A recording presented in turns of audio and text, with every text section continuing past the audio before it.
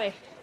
I'm here. No. She's here. I'm kidding. As she said, she's here. We're joined by Brittany Lincicome. Just shot a great round of 3 under 67, tied atop the leaderboard. Britt, you made it look kind of easy out there today. Bunch of birdies, just one bogey, and a birdie on your final hole. So a great way to finish your round. You've got to be pretty happy right now. Very happy. You know, something finally in my mind kind of switched in Atlantic City after I missed the cut. You know, Friday, I finally was like aggressive and kind of got out of my own way and made a bunch of birdies on the back nine to miss the cut, unfortunately, by one. So going into this week, it was kind of going back to my Vision 54 days, which I haven't, unfortunately, worked with them in a while, and that is showing just because of my brain. I've had so much time off since having Emory and taking time off and COVID, and each week it's just kind of been, let's make the cut, and that's not a way an 8-time winner should play golf. So today it was kind of trusting my process, you know, fairways and greens, being aggressive, don't leave the putt short, and kind of just attack the golf course. And it kind of worked, which is really scary because this golf course was not easy. It was really windy. It was cold at times. But yeah, I just trusted my process. And actually, Brittany Lang and I were driving back from Baltusrol, and we were kind of talking about, like, she does Vision 54 as well. So we were talking about just, you know, sticking to our process and being aggressive this week. So it worked. Well, it clearly worked. A bunch of birdies. Like I said, you only missed one green. And this is a course that we're hearing over and over is going to favor the longer hitters. That's certainly you. Was that a factor as well today? Yeah. So I've learned recently that I'm not as long as I used to be. So when I play with Maria Fossey or Lexi, I'm like, gosh, I'm like the old person in the group nowadays. But yeah, definitely with my length, it's definitely an advantage for sure because I have shorter clubs. But it was kind of like playing Pinehurst a couple years ago for the Open. Going into the green, you know, hitting the fairway is great, but the greens are so big that you had to kind of hit it in little spots. So at Pinehurst, we kind of picked little areas, and we didn't care where the pin was. We weren't going at the pin. We were just trying to get it to that spot. So it seemed to work pretty well today. You know, when we had wedges or short clubs, we obviously took advantage, and those were the holes that we were aggressive and tried to make birdie. And then when you had, you know, 9 wood into that par 3, 8, you know, praying to God just to get it off the green and 2-putt and get out of there. So I think that strategy worked pretty well. Before we open for questions, real quickly, wanted to go through your birdies. You opened with a birdie on number 11 on your second hole out. Could you tell us about that one? Yeah, so golf is obviously a game of luck and misses, and I felt kind of the momentum kind of started early for me. I kind of bladed a pitching wedge into that green, and it released like 22, like it barely covered that bunker. My divot was literally 1 foot on the green, and it released 22 yards. So I got super lucky, hit it to like 5 feet, and then made a great putt. Great. And then you had your next one in at number 17, the par 3. Ooh, that was a good one. Yeah, same, just, you know, going kind of for the middle, and then just made a really nice putt. Putter seemed to work really well, which was nice. The only one that I felt like I hit a great putt was the hole I made bogey, but I was a little too far from the hole. After you saw me puffing up the hill at number 1, then you birdied the next hole, number 2. Yeah, I actually hit a shot to like 5 or 6 feet on 1, and totally hit it way too hard. It was a left to right putt, and I just gave it a little too much and blew it by like 3 feet. But I almost could have made birdie there, and then hit it to about 3 feet on 2, which was you know, pretty stress-free, easy birdie. And then the capper here on number 9. Yeah, so again, just trying to be aggressive. We left a few putts short coming in. My goal there was literally just to get it to the hole, and it kind of snuck around and did a little like 360, but fell in, which was great. And that was the first one actually in 2 rounds that I did cross-handed, which I haven't been doing a lot lately. So it worked pretty well. Just felt like making that stretch.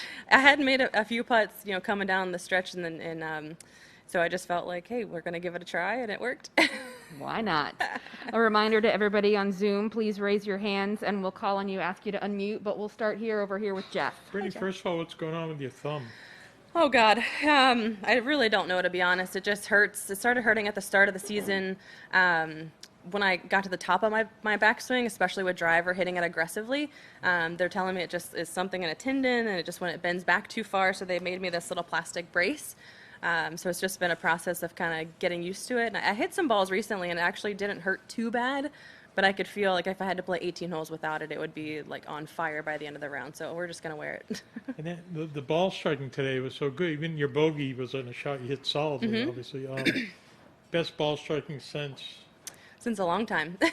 Again, it's just trusting the process of good, good tempo. I never tried to swing hard with the driver off the tee today. I was just literally get it in the fairway and then, worry about the next shot. And then on the green, aiming in very specific spots. Sometimes we could go at the pin. Sometimes we had to go away from the pin, just depending on what the wind was doing. So it was just swinging slower, not getting quick.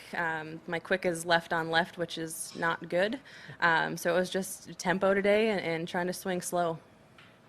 Over to Beth Ann. So you had some adorable pictures when you brought Emery out here early, but she's not with you now, right? No. So what are your evenings like? A little different. Yeah, they are. It's my caddy made pizzas for us on Tuesday, so that was great. And last night, my housing made us panko chicken, was fantastic. So we've been eating really well. We're going to eat at the club tonight. The food here is fantastic. But yeah, it's I have more time to mess around maybe on social media and do kind of my own thing, which is kind of weird. But I definitely miss her. But my husband, he misses her just as much as I do. So to go 2 weeks selfishly to take her out with me, she had to go home. So are you staying with a local family? Yes. Like private housing? Mm-hmm. How much inspiration did you take from Stacy winning? Oh her time gosh, as a mom? that's like I say this, but if I could do that, like that would be the icing on my career, and I could probably retire. But that would be just a dream come true to have her. Like you said, we came out Saturday and played, and she just learned to walk, so she hasn't been able to go to a golf course yet because Florida it's so hot, so I don't want to be out in the sun. So she got to kind of run around on the greens, and she found it so fascinating to put the ball in the hole. She thought that was the cutest thing. So we kind of did that a little bit. She kind of ran down the fairway a little bit, and just really enjoyed the process with her, having her out on the golf course with me. So it's the first time she's done that on a That golf was the course. first time. Yep. I would putt balls, and she would like kind of go after them, and then the downhill she would fall. She's so clumsy. It's so funny. Thanks. Joe. Brittany, was that here Saturday? Saturday, yes. Okay, Uh-huh. yeah. How did the wind? How did you manage to keep your patience and select the right clubs, given the way the wind was gusting? Yeah, it was, the driving range is so hidden. So you think when you're over there, oh, it's so warm, there's no wind. And then I came over to the tee and I was like, oh my gosh, it's completely different. But yeah, it's just one shot at a time and playing the wind. Obviously, I'm a draw hitter. So anytime the wind was right to left, I really had to focus on hitting more of a straight shot. In my mind, maybe like even a cut, which I don't know how to do. So just trying to hit a straight shot and not let it kind of go left on left with the wind. And when it was left to right, just kind of hit the straight ball and let it go from there. So it was definitely, you had to be very careful. There was a couple holes where even girls in my group, it was into the wind for me on one hole, and then they hit, and then it was downwind, and they flew the green. So it was very challenging. Yeah. And when you played that second round at Atlantic City last week, when did it click that something was happening here? Kind of towards the back nine, the start of the back nine, maybe on like the 9th hole or the 10th hole. I had no clue what I shot the first day, so that wasn't super helpful. And I don't look at the leaderboard, so I really didn't know what the cut was either. Just knew I needed to make it a bunch of birdies, and I kind of made a few, and I was like, okay, let's go. Like, we're not leaving it short. We're going to be aggressive. And so it was definitely on the back nine. And when I birdied my last hole, I looked at my caddy and I was like, did we do it? And she was like, no, you missed it by one. And I was like, gosh. But it was still great. I played well. I couldn't have played better. And it was good momentum going into this week. Thank you. Beth Ann. Did you play in a pro-am at Baltusrol? I did. Mm-hmm. And how'd you find that course? Oh my gosh, so fun, so beautiful, just like this. It's like such a treat to go play these nice golf courses. So we played the upper, I guess they're redoing the lower. That would have been awesome to play a little sneak peek practice round. Was it 2023 we're going there? So, but just to be on property there, it's something spectacular. What day was that? Monday. Okay. I think there was 22 of us that went.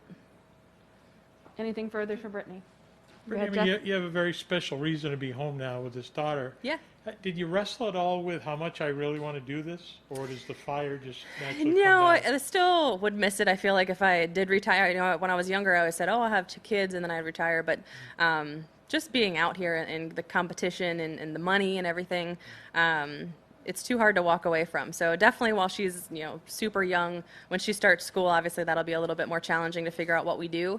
But it's cool just to have her out here and to watch what I do. And I think my husband was actually watching TV when I was making some birdies and was showing her. So that's pretty cool.